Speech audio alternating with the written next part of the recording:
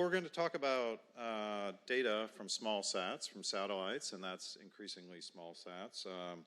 4 more satellites on the way up via the Astra rocket there, so more data to come. And just to start it out, I'm going to ask each of the panelists quickly introduce yourself. Let's start with Rosalie. All right, thank you so much. So my name is Rosalie van der Maas. I'm the co-founder and CEO of Ellipsis Drive. Ellipsis Drive has built the world's first fully interoperable drive for spatial data, here to bridge the gap between spatial data products, whatever they may look like, and their appropriate audience, whatever their professional preferences may be. And I greatly care about the new space industry and small sat data, and especially about the accessibility and the consumability of that. Who are the players in small satellite data?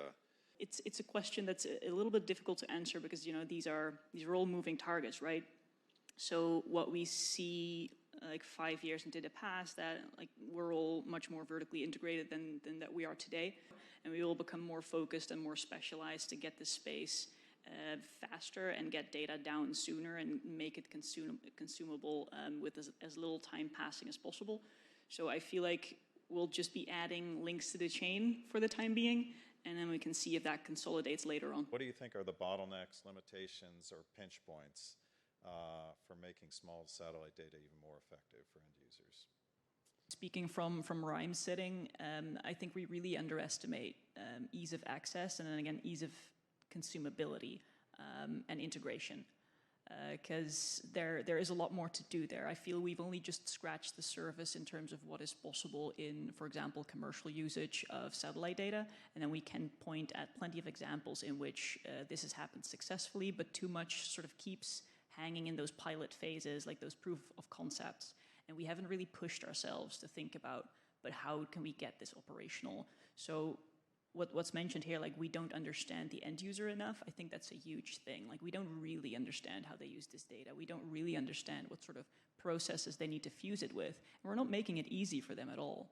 And I think that's something that really bugs me, especially because we see all these sensors shooting up into space, and we haven't really thought about how they should flow back to the industry. And what specifically have you done to meet needs of an end user? What we aim to do is make sure that when you have a data product that has value, that it's just ready to be ingested into whichever workflow makes sense for that piece of data. That can be via an OGC protocol straight into ArcGIS. That can be via a Python package, so data scientists can actually make sense of the data that they're looking at. It can be simply clicking a link and going to a web browser where this is visualized. But the point is that there is valuable data. There is a myriad of professionals who needs to interact with that data probably at the same time, and they all have different preferences. And we need to meet those preferences because those preferences make sense. And I think when you also look at solution providers specifically, and some of the struggles that you may have, for example, is that they may spend 70, 80% of their time just wrangling the data that they're consuming and buying. Thank you for nodding there. Wrangling that into shape to actually get to work. Whilst all of that is not value-added work. It's just work that they need to do. It's critical path to revenue, but it's not how they add value. And all of that should just be taken care of right off the bat. And that's why we're here. That's why we're aiming to be that, you know, soft wrapper around the cloud that just allows us to handle spatial data much more easily and on a much more level playing field also with other data sets. Specific file types, anything else?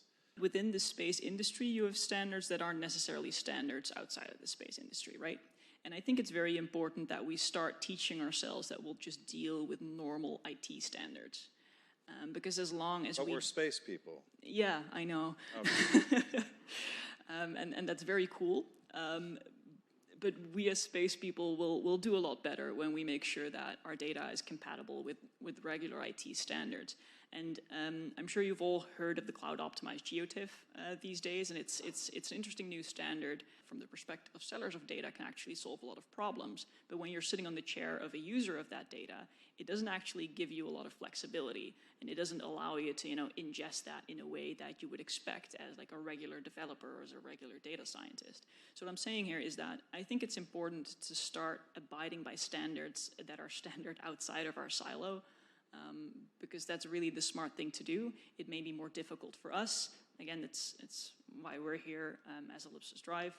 to not make that painful, but it will make a difference. Like it will get you from that pilot to actual production. So we should stop thinking in standards that are just here within our little silo and in standards that are just here to help us. We should rather think in standards that are there to help our clients and our users.